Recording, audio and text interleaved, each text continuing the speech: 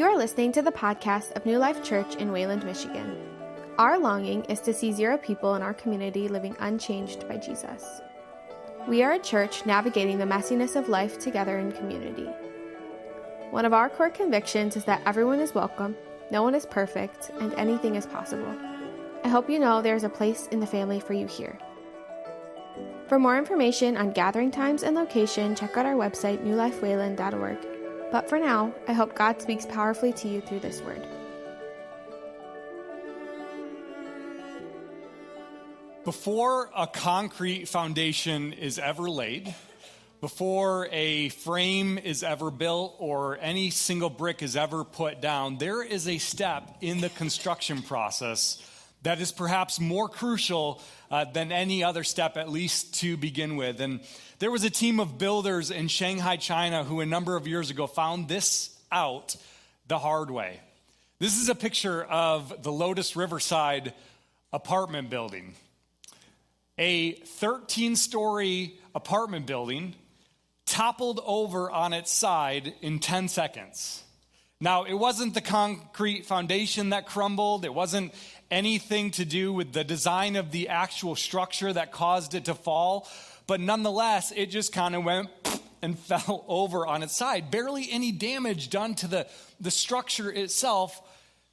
And it's all because they missed one critical step.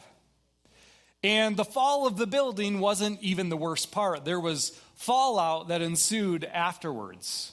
In fact, there was a construction worker that arrived early to work that day to gather some of his tools, and he was in the building when it fell over and lost his life.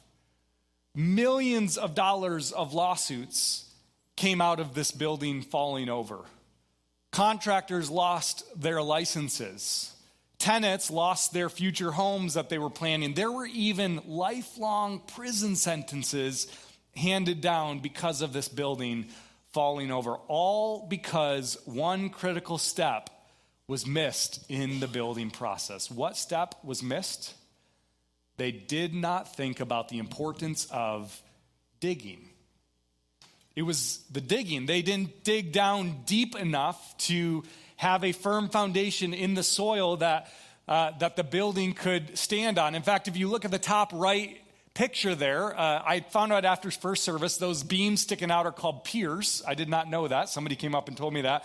They just kind of almost like a flagpole in the ground, just kind of like came up out of the ground because they didn't dig down deep enough in the soft clay. And when rain came and pressure happened, the building fell over because they neglected the digging.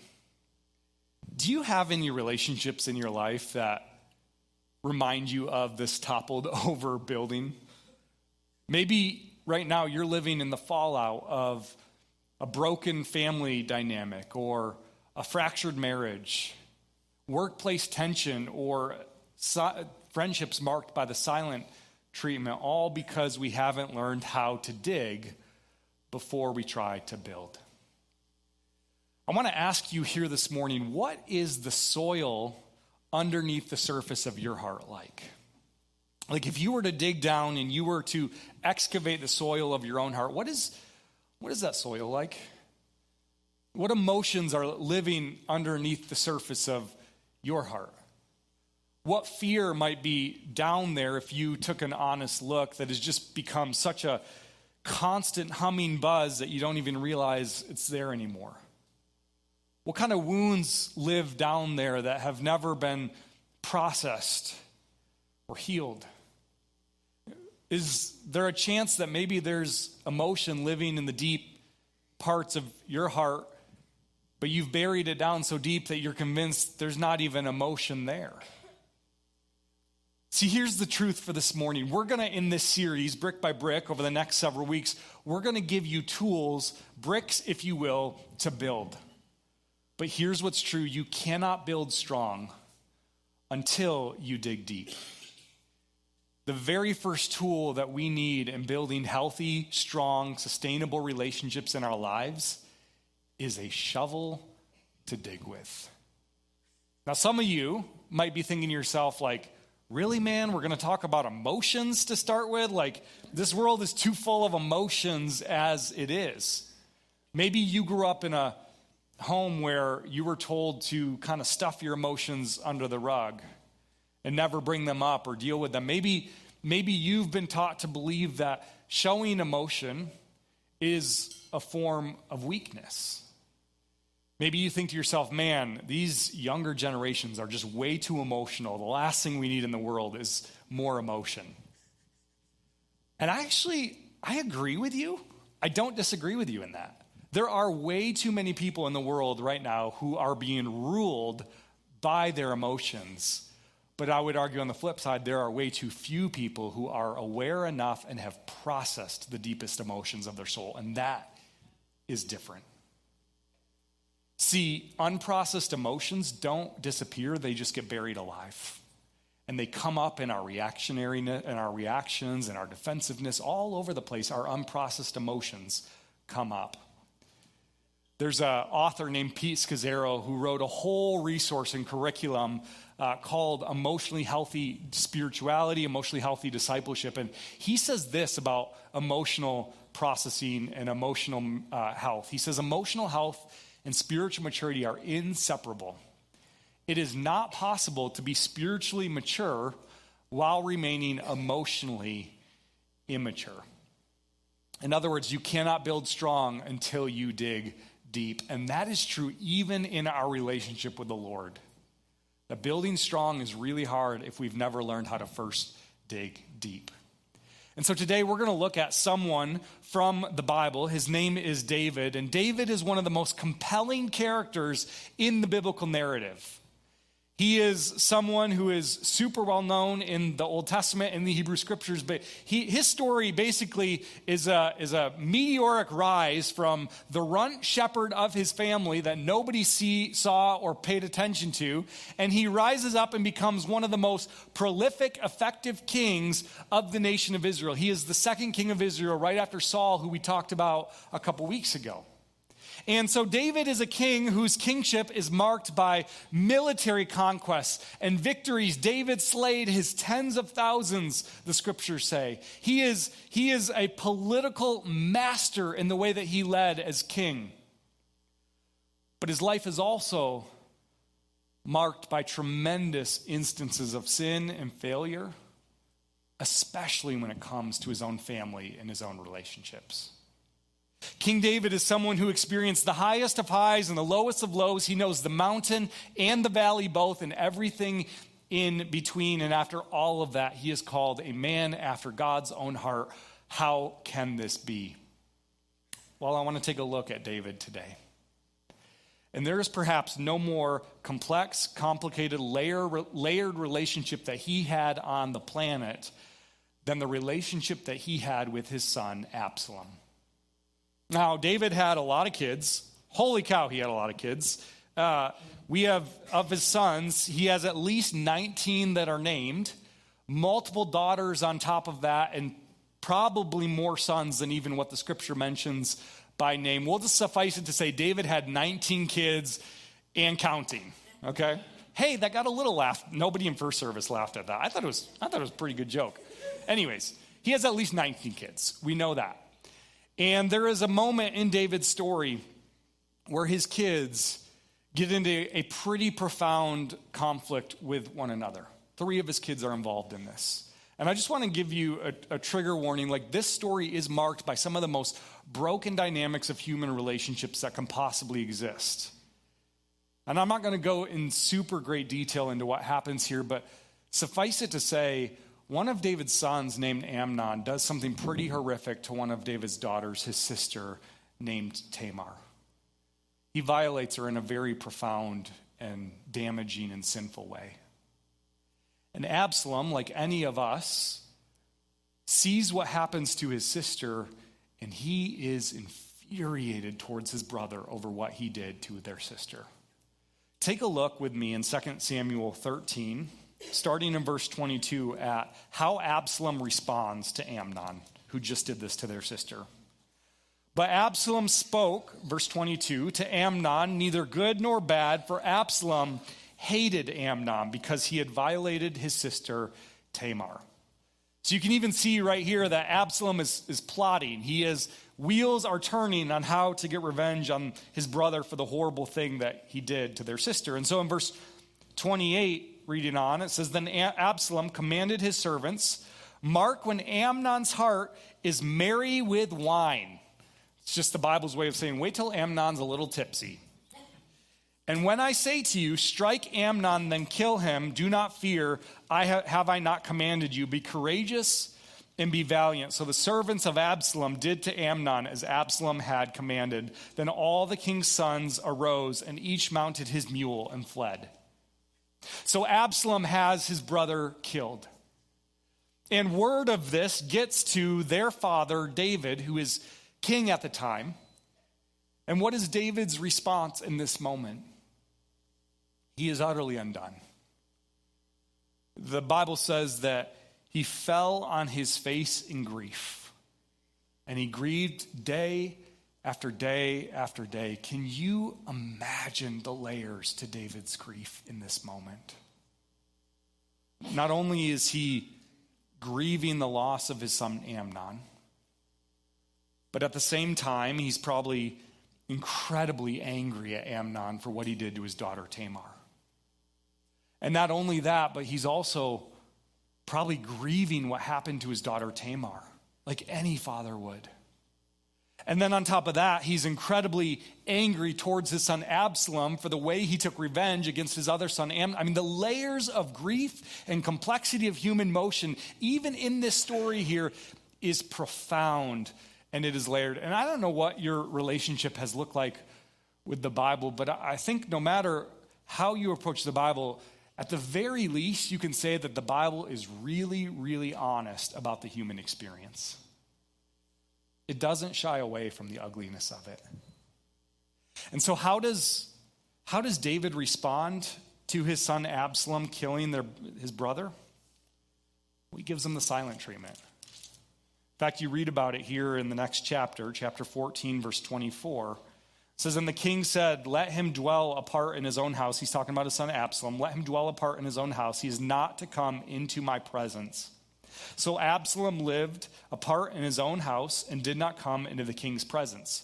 We're going to jump down to verse 28 because the next few verses just basically talk about how Absalom is like the stud of the family. He's handsome from his toes to his crown of his head, and he's got these long flowing locks of hair that he only cuts once a year. It's a weird description, but anyways. So jumping down to verse 28. So Absalom lived 2 full years in Jerusalem without coming into the king's presence. So for 2 years, Absalom is separated from his father. And in this time, there is a root of bitterness that starts to grow in Absalom's heart towards his dad. For casting him out, for the silent treatment, for the distance, for 2 whole years of just not saying a word to him. And the silence is deafening in Absalom's heart and is starting to erupt, and it is starting to grow. And here you see in the person of King David someone who is just coping with his own pain. And many of us, we know what this feels like. That instead of digging deep into the stuff of our own heart, we would much rather just build walls between us and other people. They hurt me, and I will never get hurt in a relationship again. And so we build walls. I know what that's like. I've built walls in my life. For others of us, maybe it's not walls, but maybe the way that we avoid the digging work is we just try to people please. Like if nobody's ever mad at me, if nobody's ever disappointed in me, then I can be okay. So the way that we cope and avoid the digging work and processing of our emotions is we just try to please people and make everybody happy, and we are exhausted in the process. And yet there's others of us, maybe the way that we cope with dealing with our own stuff and our own junk under the surface is we pass the blame. Like if I'm never responsible for anything and it's always their fault, it's my parents' fault, or it's my spouse's fault, or it's my boss's fault, if it's always someone else's fault, then I never actually have to look inward at myself and process what's there. And if I'm honest, I'm a little scared to process what's there because it's not the prettiest thing to look at. See, as David copes and gives Absalom the silent treatment for 2 years, this bitterness that starts to grow in Absalom's heart starts to impact a whole lot of other people. And what Absalom starts to do is he actually starts to gather friends and starts to say basically, hey, you see the king, he doesn't care about your problems, he's too busy for you. And so Absalom starts being the shoulder people can cry on and the person people can come to when they have issues because the king is too busy for them. And he does this for a number of years until he starts to develop this following of people, and this bitterness continues to grow and it takes root and it keeps going deeper and deeper until finally Absalom has enough people on his team, on his side, that he's able to lead a full-out revolt against his father, King David. And a civil war erupts in Israel. An unprocessed emotion becomes a civil war just a few years later. This is a profound, profound story. And David ends up having to leave Jerusalem, and it says he's weeping as he leaves Jerusalem. And there's some glimpses that we get into his heart in this season that are just so incredibly powerful. And as we go into those places, I just want to ask you the question here this morning. How do you process emotions when you either feel like you're run by your emotions, you're ruled by them, or you feel like they're stuffed down and never processed in the first place? Because I believe there's two groups of people in here when it comes to emotions. There's those who have stuffed them down and who have refused to feel what's underneath the surface. And then there's others who are ruled by their emotions. Their emotions drive everything. They call all the shots in your life. And neither of these are spiritually healthy places to be or spiritually mature places to be. So I want to start by talking to the people who maybe are afraid to feel, or have been told for so many years that to feel emotions or to process them is some sort of weakness. And so, for those who struggle to feel, one of the most important principles and practices that you can have in your life is learning how to speak from your emotions to God. What's so cool about David and the way his story is told in Scripture is you not only have his story told to us in 1st and 2nd Samuel, but overlaid on top of that is you have David's actual prayer journal in the Psalms, where you don't have to wonder what he's thinking as he's walking through and navigating this betrayal from his son Absalom. David's this incredible picture in this season of someone who is processing his emotions. He's speaking from his emotions to the Lord. Take a look at a few of the Psalms that David wrote during this season where he is wrestling with the betrayal of his son and the betrayal of his people. He says this in Psalm 3, verses 1 and 2, "O Lord, how many are my foes? Many are rising against me. Many are saying of my soul, there is no salvation for him in God." So he's bringing before the Lord false accusations made against him. You hear the emotion in his words? Next one here in just a couple verses later, verses 5 and 6. "I lay down and slept. I woke again, for the Lord sustained me. I will not be afraid of many thousands of people who have set themselves against me all around." He's being honest. He's not hiding away how he feels. He's bringing his fear to the Lord. Next one here, 41 verse 9. "Even my close friend in whom I trusted, who ate my bread, has lifted his heel against me." Processing betrayal and the pain that comes with that. And then the last one here, verses 55 through 12 through 19. "For it is not an enemy who taunts me, then I could bear it. It is not an adversary who deals insolent with me, then I could hide from him. But it is you, a man, my equal, my companion, my familiar friend, my son Absalom," he's talking about there. "We used to take sweet counsel together within God's house, and we walked in the throng." This is a father who is deeply grieved, and he is bringing his emotions before the Lord in vulnerable and transparent honesty. David, yes, is a warrior, but he is a warrior who is not afraid to weep. He's not afraid to be honest before the Lord.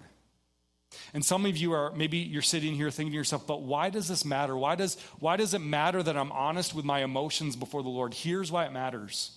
Because if you never learn how to feel grief in your life, you'll never learn how to grieve your own sin. And if you've never felt or been honest about the anxiety or the fear that you're experiencing under the surface, you never have the opportunity to cast that anxiety on him because he cares for you. There's a level of care that we experience from the Lord from being able to cast what's in us onto him so that he can carry it on our behalf. If you're not honest before the Lord about the disappointment that you feel, the letdown, it's really hard to have a real, honest, authentic hope in who he is. Same thing for positive emotions too. Like if you suppress your joy because you're worried about what other people might think and you diminish your joy, how can you ever actually trace your joy back to the source of it if you're never allowing yourself to feel it? And so I want to ask you here this morning, like just what it would look like for you to take one unprocessed emotion before the Lord this week.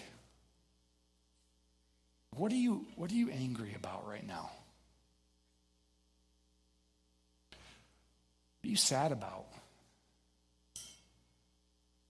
What is bringing you joy right now in this season that you are just elated about? Bring those unprocessed emotions before the Lord. He wants to hear them. So that's the first group of people, those who maybe struggle to feel emotion. Learn to speak from your emotions to God. But then I want to speak to the second group of us, and it's those who are ruled by their emotions. One of the most important practices that we can learn for our life, for those of us who find ourselves ruled by our emotions, is to learn to speak for our emotions, not just speak from our emotions. We have a whole lot of people, just go on social media for 2.5 seconds. We have enough people in the world speaking from their emotions all the time.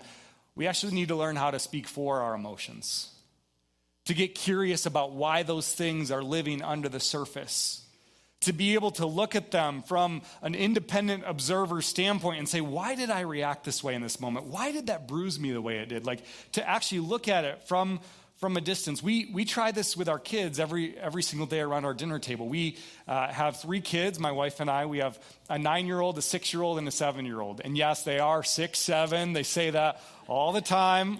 Some of you are like, what the heck did he just say? And all the parents of kids are like, oh my gosh, it's so annoying.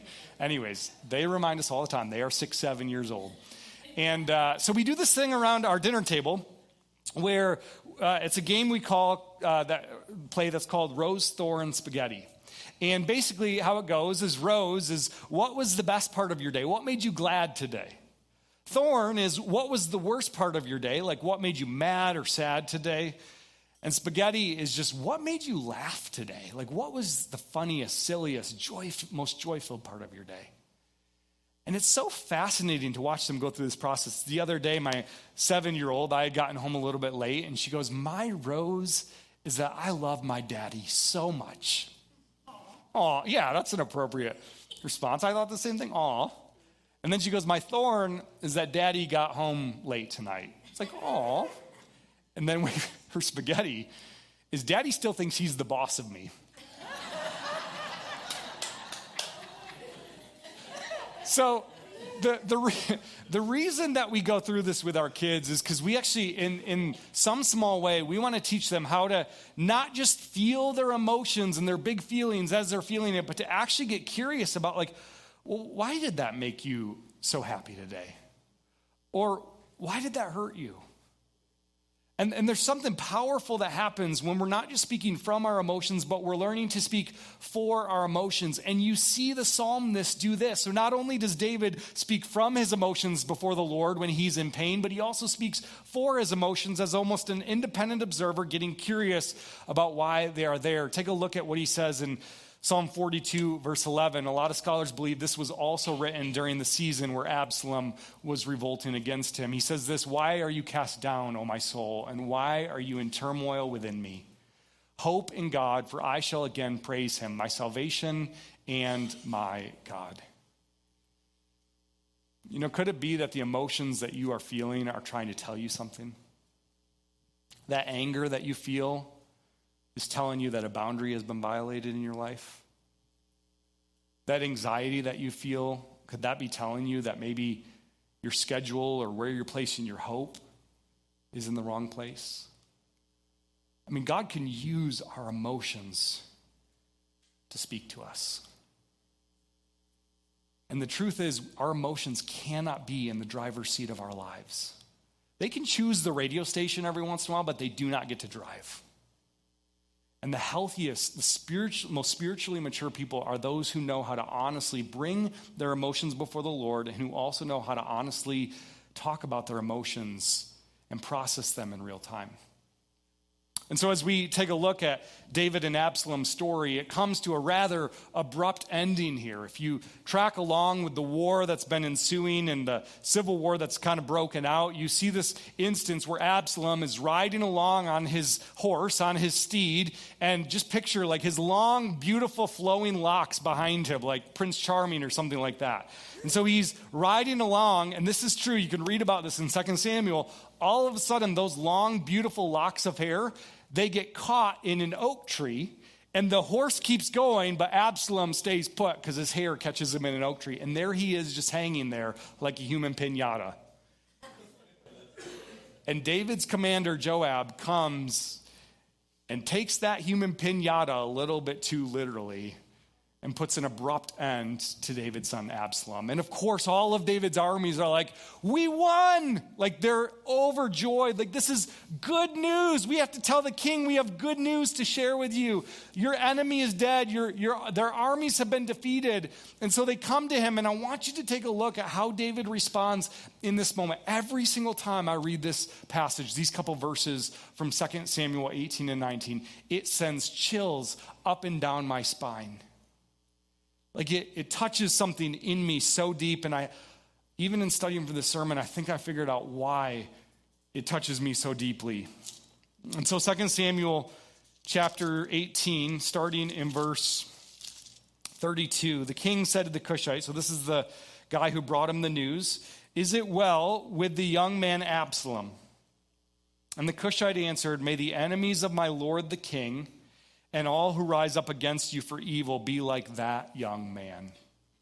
In other words, he's telling the king, Absalom has met his abrupt demise. And then take a look at David's response. And the king was deeply moved and went up to the chamber over the gate and wept. And as he wept, he said, oh, my son Absalom, my son Absalom. Would I have died instead of you, O Absalom, my son, my son? Going down to verse 4, the king covered his face, and the king cried with a loud voice, oh, my son, Absalom, oh, Absalom, my son, my son. 5 times, David says this line, Absalom, my son, my son. And all of the people around him who are overjoyed at the defeat of David's enemy are like, why? What is he doing? You see, in this moment, David is caught between 2 identities. On one hand, he is a king, and his job is to exude strength and resolve.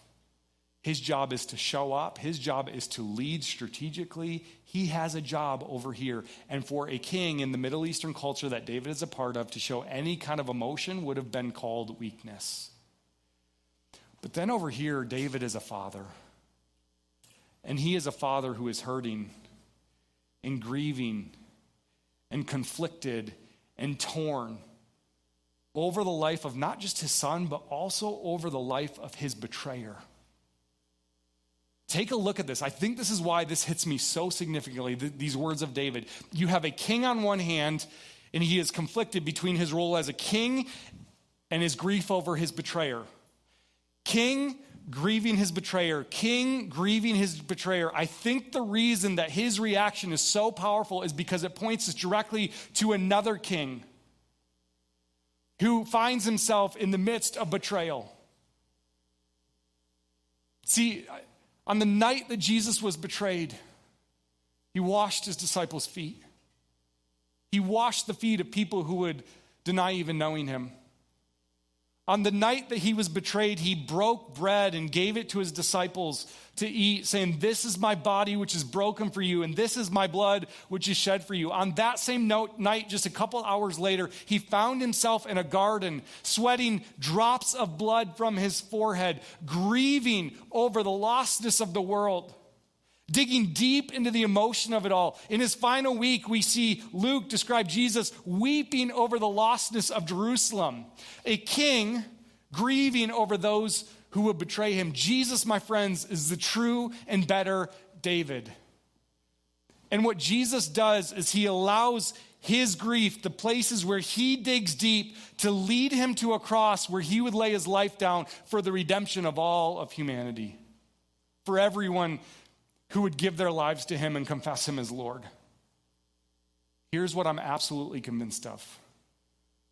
That when we are willing to let God dig deep into our souls, when we are willing to excavate, when we are willing to go to the place that we do not want to go, he never, ever, ever exploits us in shame.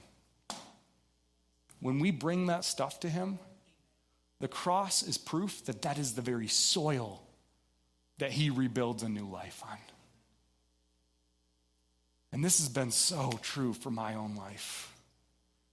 A number of years ago, my wife and I were in Wisconsin at a retreat with a group of other pastors. And there were probably about 14 of us in the room. And one of the nights of the retreat, the pastors brought in a couple other people that were going to do a time of prophetic prayer over us. And so these people that were brought in to pray, they did not know us. They did not know our stories. They did not know anything about us. They didn't even know our names.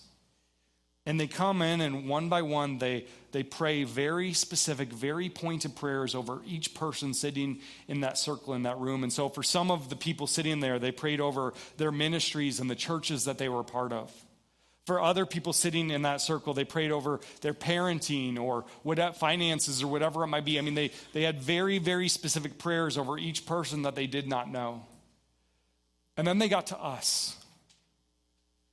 And they specifically began talking about my wife's and I's marriage. And they began talking about the cracks that were in the foundation of our marriage that we didn't even know existed at that point. They began talking about the ways in which my wife felt like second or third behind the ministry I was called to here at New Life. They started talking about the resentment, and then they said something before they prayed that I will never, ever forget. They said, "A tornado will come against this house, and it will level the foundation to the ground. But brick by brick, we will rebuild a broken life." And what we didn't know at the time is that a year after that retreat, our life would be leveled.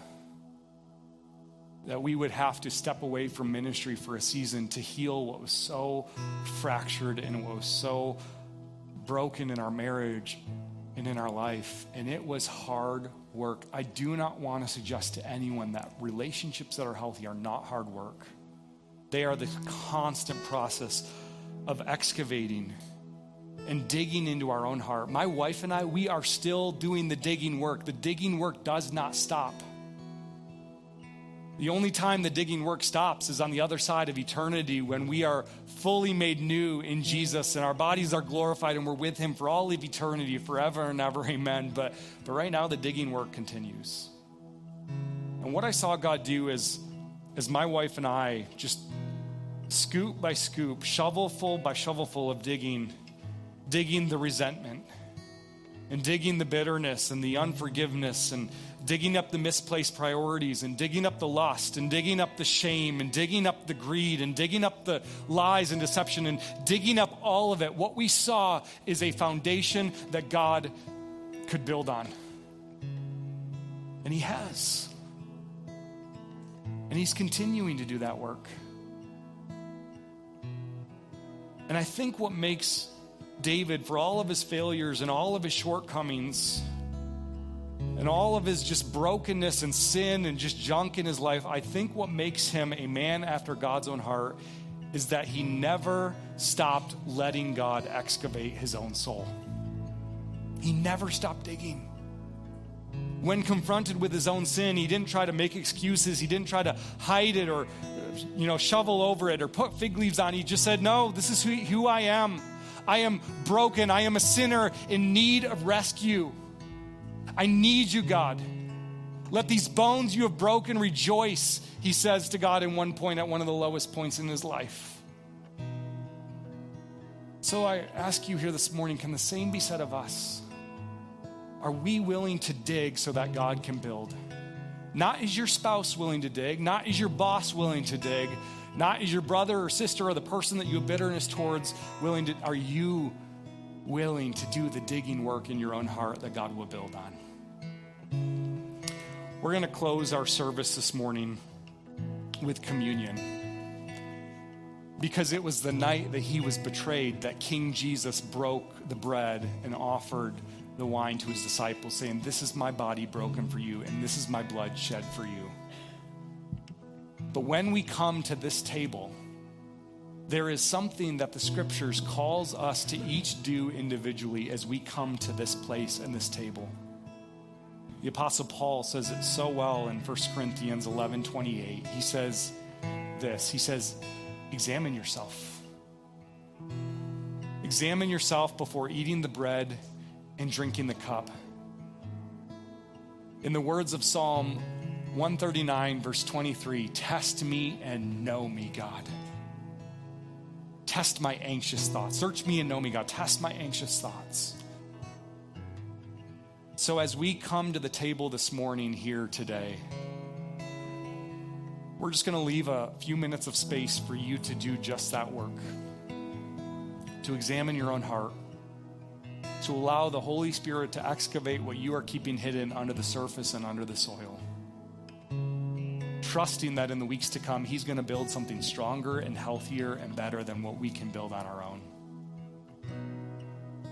And so as we close here this morning, I just want to ask you once again, what are you angry about this morning? What sin is living under the surface this morning that he wants to dig up, that you need to bring before him? What are you celebrating right now? What are you hopeful for? Where are you joyful? Where are you afraid? Bring those things before the Lord and ask him to heal and rebuild and restore. Love you guys.